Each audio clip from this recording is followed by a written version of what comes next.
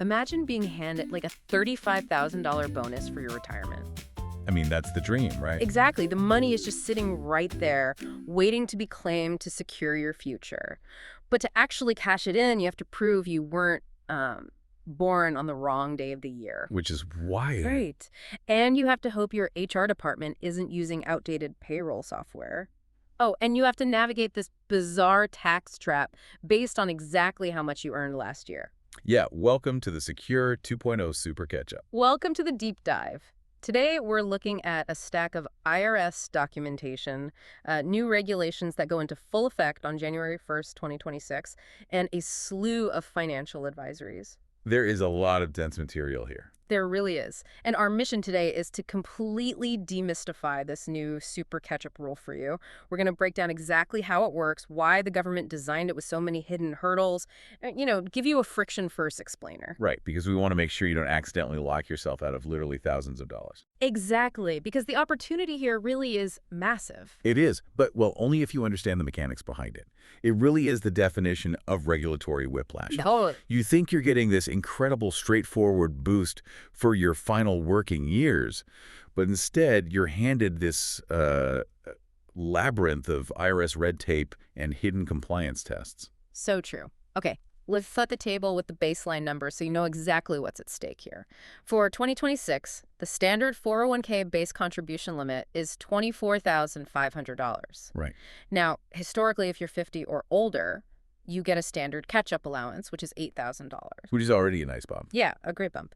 But Secure 2.0 created this sort of magic window. If you're between the ages of 60 and 63, you get the super catch-up. The big one. Yeah, the big one. That is $11,250. So if you add it to the base limit, your total potential contribution is a staggering $35,750 for the year. Which is just a huge leap in savings potential. I mean, legislators specifically targeted that 60 to 63 age bracket because statistically, those are your peak earning years right before early retirement. Right. It makes sense. Yeah, it's designed to be the absolute final sprint for your nest egg. Okay, let's unpack this. Because while those numbers sound great on paper, our sources show that actually getting that money into your account is incredibly complicated. Oh, absolutely. And before we even look at the IRS barriers, we really need to address a massive behavioral trap. Because there is a huge misconception floating around about when you should actually start using this. Yes. This is a glaring pain point in all the financial advisories we reviewed.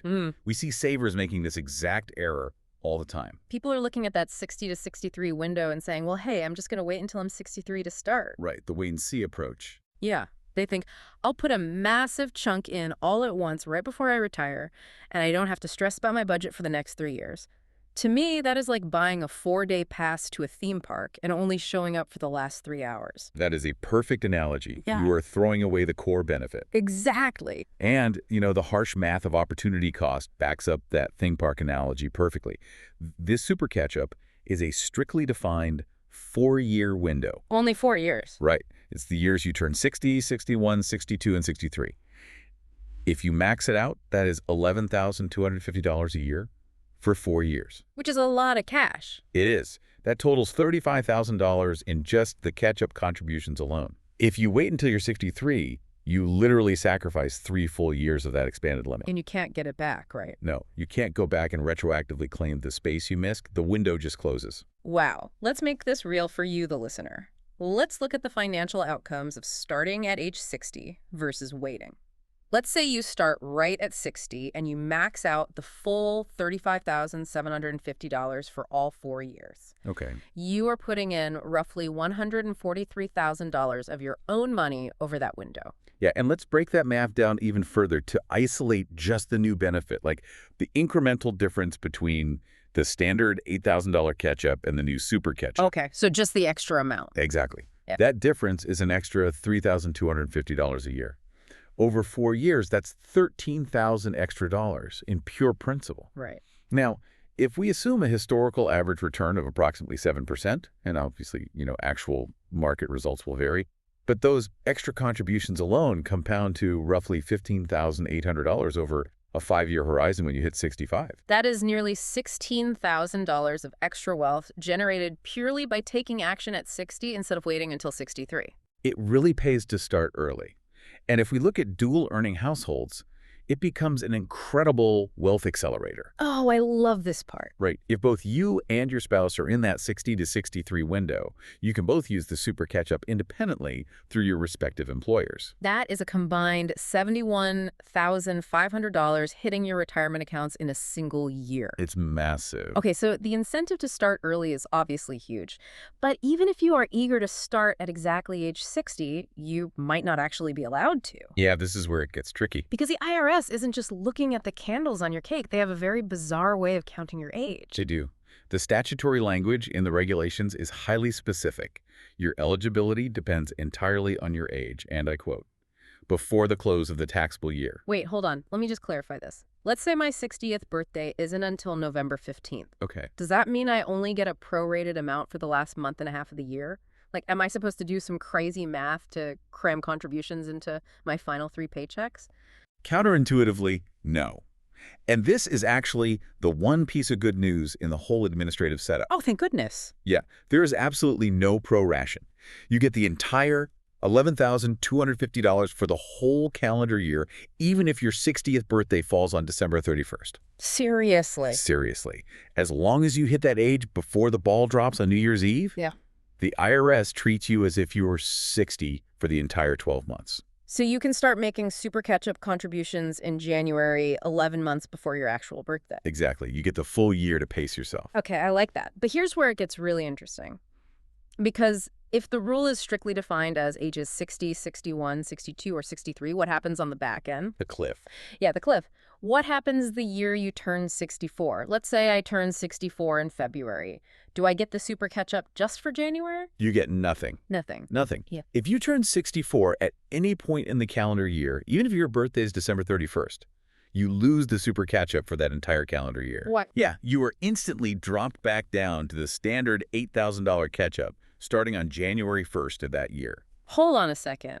If I turn 64 on December 31st, 2026, you're telling me I lose the benefit for the entire 2026 calendar year? That is correct. How does that make logical sense? The IRS usually prorates things. Why create this massive cliff? I mean, it fundamentally comes down to administrative simplicity, both for the IRS and for payroll providers. Because tracking everyone's exact birthday would be a mess. Exactly. Imagine tracking a prorated limit that changes mid-year based on thousands of different employee birthdays. It would be a complete nightmare for corporate payroll software. So they just made it a hard cutoff. Yep, it's completely binary. You either are the qualifying age for the whole year or you aren't. But that is a brutal trap for the saver. I mean, if you have a late December birthday, you are essentially losing an entire year of the benefit that someone born in January gets to enjoy, at least psychologically. It just shuts off. It does. It just shuts off completely. Which means if you don't proactively adjust your payroll deductions, the January of the year you turn 64, you are going to over-contribute and face tax penalties. Exactly. You have to be hyper-vigilant about that transition year. So even if you magically thread the needle on your birthday Wow. and you are in the perfect age window, you still aren't safe. Nope. Not even close. Because the IRS isn't just looking at the calendar, they're looking at your W-2. And our sources reveal this is easily the sharpest pain point in the entire 2026 landscape. Yeah, we need to talk about the mandatory Roth rule. The income test. Right, the income test. Under the new regulations, if your prior year FICA wages from your specific employer exceeded $150,000, you have zero choice. Zero. Zero choice. Your catch-up contributions must go into a Roth account. They cannot be pre-tax. Let's get really specific here to clarify this for our listeners. Yeah. When you say FICA wages, the sources specifically cite W-2 Box 3. That's Medicare and Social Security wages, right? Correct. That's W-2 Box 3. So let's say I make a base salary of $130,000, but I get a $25,000 year-end cash bonus. That puts me at $155,000 in Box 3. I'm over the limit. You are over the limit. But what if I have health insurance premiums deducted from my paycheck? Like, those usually lower my taxable income. This is exactly why checking Box 3 is so critical. Certain deductions, like traditional 401k contributions, lower your Box 1 taxable income, but they do not lower your Box 3 Social Security wages. Oh, wow. Yeah, so you might feel like you make under $150K based on your tax return, but the IRS says otherwise based on Box 3. And it's important to note what is not included here. I mean, this isn't your total household income. It Yeah. doesn't include your spouse's income. It doesn't include income from a side hustle. Mhm. And if you were a partner in a firm receiving K-1 income rather than a W-2 salary, that doesn't count either. Right. It is strictly your W-2 Box 3 wages from the specific employer sponsoring the 401k. It's a very narrow, specific test. I like to think of this Roth mandate as like a mandatory toll booth built right in the middle of the super catch-up highway. If you make over $150, you have to pay the toll, meaning the taxes, up front before you can drive on it. That's a great way to picture it. But why did the government build this toll booth in the first place? Well, it all comes down to federal tax revenue and timing. The super catch-up allows Americans to shelter billions of dollars in retirement accounts. Which is a lot of deferred tax. Exactly. If all that money was pre-tax, the government wouldn't see a dime of revenue from it for decades until those people retire and withdraw it. But, the national deficit is high. The government needs cash today. So they force the tax now. Right. By forcing high earners into Roth accounts, they are essentially trading future tax revenue for current tax revenue. You pay the taxes on that money right now on this year's paycheck. And the cash flow impact of paying that toll up front is immediate. Let's look at the actual cost. It's significant. Yeah. For a saver in the 32% tax bracket, being forced to put that $11,250 into a Roth instead of a pre-tax account costs roughly $4,275 in current year taxes. Yeah. You are absolutely going to feel that missing from your checking account. You absolutely will. It fundamentally changes your household budgeting for the year. But we also have to look at the broader philosophical shift happening here. Right. For decades, the foundational promise of the 401k was the upfront tax deduction. The government has now officially decided that if you are a high earner, your extra retirement savings must be taxed upfront. Which raises a huge question. I mean, is this mandatory Roth rule a trial balloon? Does this signal the beginning of the end for pre-tax retirement savings altogether? It certainly sets a precedent. It proves the government is willing to cap pre-tax deferrals based on income. It's a fascinating shift in retirement policy. Truly. But as sweeping as that policy shift is, what's even more urgent is the mechanical consequence for people whose employers don't even offer a Roth 401k option. Yes. This is the part of the research that completely blew my mind.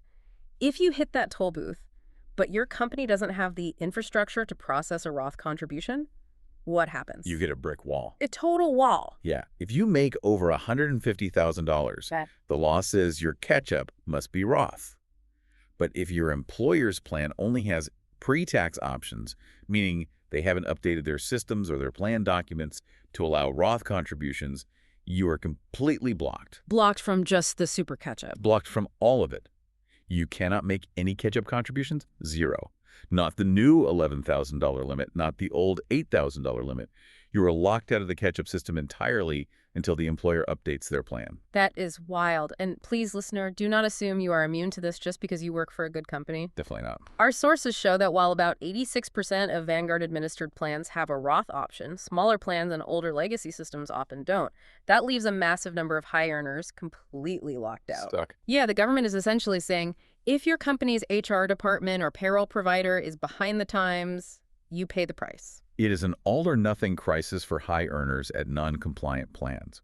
And the reason employers are slow to adopt this is because overhauling enterprise software to track dual catch-up limits, cross-reference prior year Box 3 wages, and separate pre-tax from Roth, it's incredibly expensive. And risky. Extremely risky. It risks major compliance failures. Okay, we've outlined a serious obstacle course here. Trapdoors on your birthday, toll booths on your income, and brick walls in your HR department. We need a survival guide. Let's do it. Let's synthesize all of this into an actionable 4-question diagnostic checklist.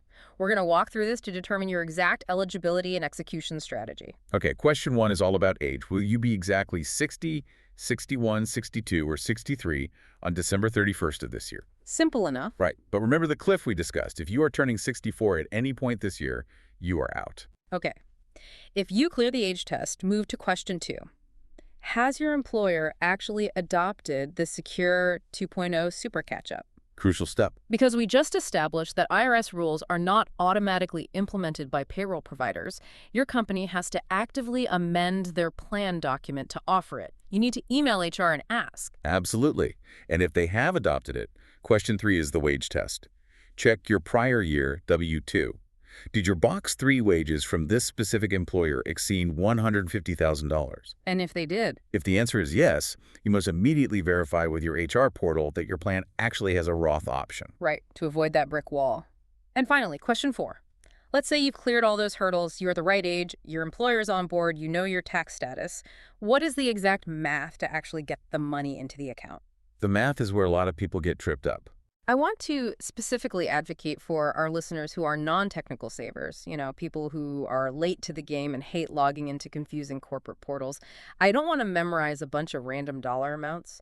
What is the step-by-step method to calculate the per-paycheck contribution needed to hit that massive $35,000 limit? Okay, forget memorizing specific dollar amounts for a second. The method is actually straightforward. You take your target total for the year, which is $35,750 if you are maxing it out, and you divide it by your total number of annual pay periods. Okay, got it. So if you are paid bi-weekly, you divide by 26. If you are paid semi-monthly, you divide by 24. So if I'm paid bi-weekly, $35,750 divided by 26 is roughly $1,375 per paycheck. Exactly. But here is the critical warning for non-technical savers. Do not blindly trust your automated HR portal. Why not? Because many corporate portals force you to enter a percentage of your salary instead of a flat dollar amount.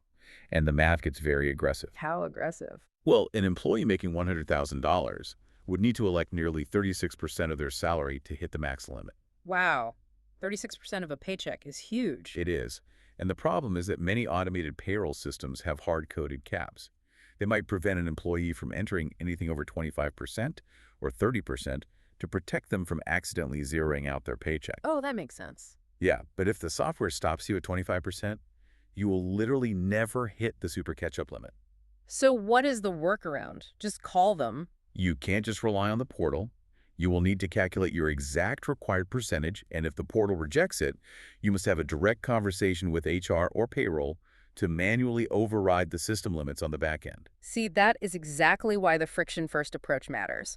Knowing the law doesn't help if the ADP or paycheck software won't let you execute it. Which brings us to the ultimate question for self-advocacy. What if your answers to our diagnostic checklist revealed that you are blocked? What if your employer simply hasn't adopted the super catch-up, or you make over $150K and they haven't added a Roth option? You have to advocate for yourself. And you actually have a very specific piece of legislative leverage to use here. Oh, do tell. Employers have until December 31st, 2026 to officially amend their plan documents to comply with the Secure 2.0 Super Catch-up and the Roth mandates. Okay, so you don't just take no for an answer. You email your HR director or benefits manager today. You cite the December 31st, 2026 deadline, and you ask them to update the plan document and software. Exactly. But be prepared for pushback. Like what? Well, a very common excuse HR will give is, we have a safe harbor 401k plan, and we aren't allowed to amend it in the middle of the year. Okay, let me stop you right there. What actually is a safe harbor plan, and why are companies so scared to touch it mid-year? So a safe harbor 401k is a specific plan design where the employer guarantees certain matching contributions. In exchange, the IRS lets them skip these very complex, expensive annual compliance tests that prove the plan doesn't favor highly compensated employees. Right. Because the employer is getting a pass on those tests, the IRS strictly limits their ability to change the rules of the plan mid-year. HR departments are terrified of losing that safe harbor status. But our sources say there is an exception for this, right? There is. The IRS explicitly issued guidance stating that employers can do a mid-year amendment to add a Roth option or adopt the super catch-up without losing their safe harbor status. So they have no excuse. None. The government gave them a free pass. There's absolutely no structural or legal excuse for an employer to deny this update. It is purely an administrative delay. That is fantastic leverage for the employee. And I want to happily note for our self-employed listeners who operate a solo 401k, you are the HR department. Yes, you are. You don't have to wait on corporate compliance. You can simply draft an amendment to your own plan document to add these provisions and take advantage immediately. True. But what if you work for a massive, slow-moving corporation that simply refuses to budge their software in time? We need to talk about alternative strategies, because you shouldn't just halt your retirement savings while corporate catches up.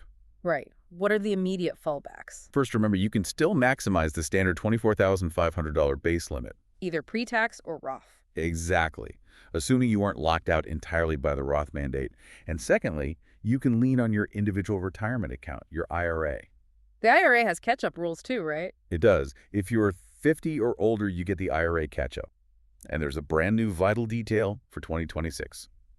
The IRA catch-up is now $1,100. Now, that used to be a flat $1,000 for years, right? Yeah. It was. But for the first time ever, the IRA catch-up has been indexed for inflation under Secure 2.0. So your total IRA contribution limit for 2026, assuming standard base limits, sits at roughly $8,600. That's a nice chunk. It is. It doesn't replace a massive $35,000 401k limit, but it is a vital secondary tool if your employer's 401k plan is dragging its feet. This has been incredibly revealing. To summarize what we've unpacked today, the Super Catch-Up is an undeniably powerful tool to accelerate your wealth right before you cross the retirement finish line. Absolutely. But it requires highly proactive verification. You cannot put this on autopilot. You have to verify your exact age window to avoid the December 31st cliff.